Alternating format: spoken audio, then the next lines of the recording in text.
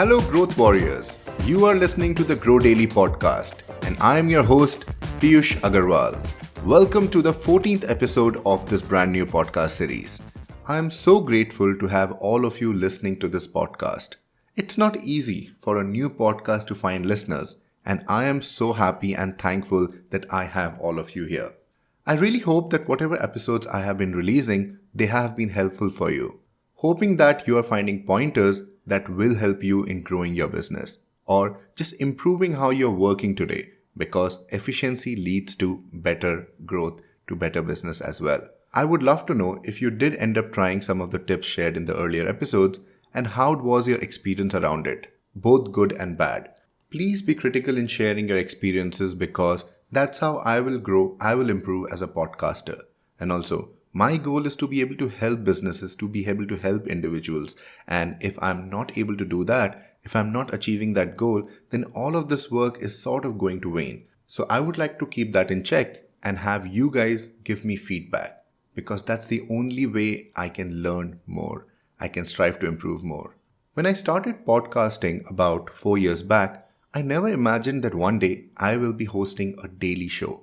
Because the daily show needs a lot of commitment, a lot of work. And this being just the 14th episode, I'm already realizing what a massive task I have taken over.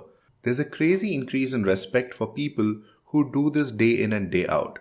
People like John Lee Dumas, who create a podcast every single day, have my highest respect. Because the amount of work that goes into creating these episodes, however small they may seem, it's as good as a full-time job for me right now. And the only thing that will help me keep going is motivation from all of you. So all of you who are listening, please do write in, please do leave those reviews on iTunes, or just drop me an email on hello@piyushagarwal.com to let me know if I should just keep going, if I'm on the right path, or I need a course correction. On today's episode, we are going to talk about all of you. At least I'm hoping it will become about all of you. We are going to talk about your true fans. Yeah, if you're picturing fans shouting out the names of the superstars or sportsperson and asking for autographs, those are the kind of fans I'm talking about. And those kind of fans can be there for your businesses. You can create super fans for your businesses, people who would do anything for your brand, for anything for you, and people who would be happy to go out there and start evangelizing and talking about your products. So let me start with a very basic question. What does growth mean for your business? Is it about growing in sales year on year? Or is it about acquiring more customers, reaching out to more people every other day? Or is it about making sure that your customers are growing and finding value in your offerings? That they find so much value in your offerings that they cannot live without it, even if they are just 4 of the 50 that you talk to every day. What growth means to your business is something that's absolutely personal for you. But it has to be something that keeps you motivated, that keeps you going. For example, growth for this podcast means that I'm able to help 100 businesses, 100 individuals in one way or the other through this podcast this year. 100 may seem a small number, but that's what I am aiming for, and that's what I care about. I care about the people who are listening to this podcast, that is all of you, and I want to make sure that whatever content I'm sharing is helping all of you. There are other metrics that I would like to track as well, but this is the core aim. This is the core goal. I would love to have 100 businesses shout out my name and say, it's Piyush Agarwal who has helped my business grow. That's like a dream for me, and that would be amazing if that happens. However, that can only happen if I am catering to my audience, if I am creating things that my audiences care about and that the audiences would love to hear more about. So let's find out how you can create fans, true fans for your business. Kevin Kelly is the one who started this idea some time back. In an article in 2008, he wrote about 1,000 true fans. He wrote about how any business needs only about 1,000 true fans to make sure that they are making money and they are profitable. They don't need 100,000 users. They don't need to have millions of people following them. They need about 1,000 true fans to make enough to continue growing. The number 1,000 is obviously something that can be arbitrary, that can be changed and differ from person to person and business to business. However, what he was trying to say is that you do not need a huge audience. You do not need a lot of people talking about your business. or listening to your podcast. What you need are people who care so much about your business and your products that they cannot think of going to your competition, that they feel guilty when they do that. And that can happen. That can happen very well if you proceed in a certain way, if you run your business a certain way. Firstly, and the most important one, you need to care about your customers. You need to care about what they think, what they want. You need to be ready to hear them out. If your customers want to talk to you, want to complain to you, you cannot just think of them as a pain. You need to learn to tolerate them. You need to learn to listen to them in a way that you actually are trying to understand why they are complaining or why they are saying what they are saying. I'm not saying that every customer is always right. Of course they are not. But at the same time, if you actually start listening to them, you will know how to converse to them in their language. You will learn how to position your products in a way that it actually provides value to your customers. Not just from a marketing standpoint, but also to understand what value your product is actually driving. A lot of product iterations happen because companies have been listening to customers and have been watching how customers are actually using their products. A lot of times, successful products are not used as they were meant to be on day one. It's only over time and with constant iteration that you figure out how the customers are using the product and how you can leverage that to build a product that your customers want. So, create something that customers want, listen to them, listen to every word they are saying, and act accordingly. Well, what makes a customer your true fan? Just by listening, is that all? Not really. Listening is just the first step. You need to make sure that you're always meeting your customers' expectations. That's like the baseline. You can never not meet the expectation and still expect them to be raving about you. In fact, what happens is quite the opposite. When you don't meet your customers' expectations, they are bound to talk about you and not good things at all. In fact, that's sort of a human behavior.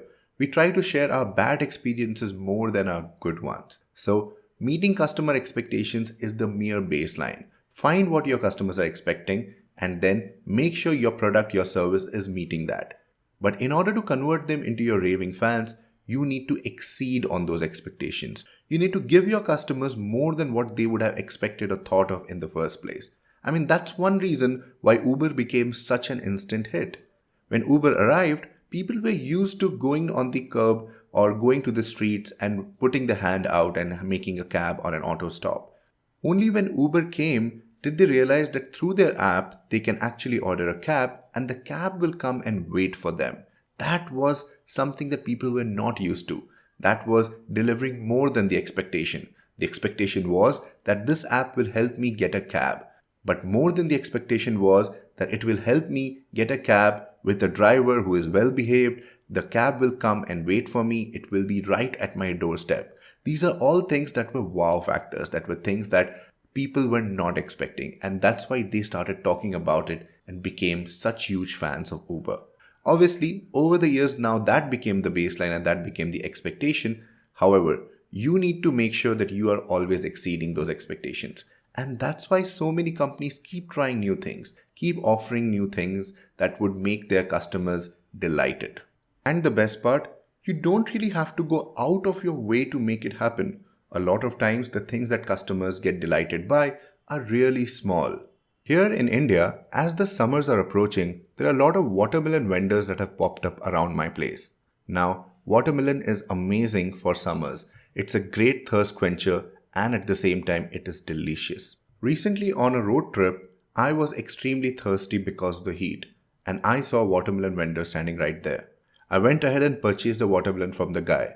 Now usually you just purchase the watermelon and you walk away. However, the vendor in this case saw me and understood my situation and he asked me whether he should slice open the watermelon. I told him sure, if that wouldn't be too much trouble. With a smile on his face, he went ahead and started slicing open the watermelon. When he gave me the slices, I was so delighted and thankful that I became a true fan of the guy. Next time if I'm crossing that vendor, I am going to pick more watermelons from him. And that's all it took. He gave me something that I wasn't expecting, but I would have loved at that point of time. And that's what you need to look out for. Give people more than what they want, exceed their expectations in a way that they feel super happy about, that they feel that they need to do something for you in return, like telling 10 more people about you. And finally, Building your fan base, building your true fan is not a one-day task. It's not something you can just do one of the days and you will convert somebody into your fan. It does take consistent work to find your true fans. You need to do some things every other day to make sure that they are heard, that they are remembered. And one of the things that works really well for bigger companies, and especially services companies, are having a great customer service. When I think of great customer service, I can only think of American Express. Whenever I've called them for any of my queries or any of my troubles, I have always found them to be extremely empathetic and extremely polite in approach. They've always been open to hearing me out and also doing everything that they can to help me out. It's not just about providing a fix to the problems. It's also about how your customer service agents approach your customers, talk to them, and make them feel. If you consider your customers important and honestly make an attempt to fix any problems that they might have, they will feel it. So make sure you have established processes where the customer doesn't feel that they are just being juggled around. Make sure that your processes ensure that your customers' troubles are solved in the minimal effort possible from their end.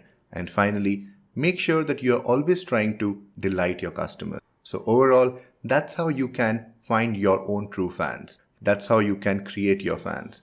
I'm hoping that I also end up creating some true fans for this podcast for my work through all of you. Whether you like this episode or not, do let me know. I am all ears. I would love to hear from you and understand what's working and what's not. Also, do read Kevin Kelly's article on 1000 True Fans. With that, I would like to say goodbye. See you guys tomorrow.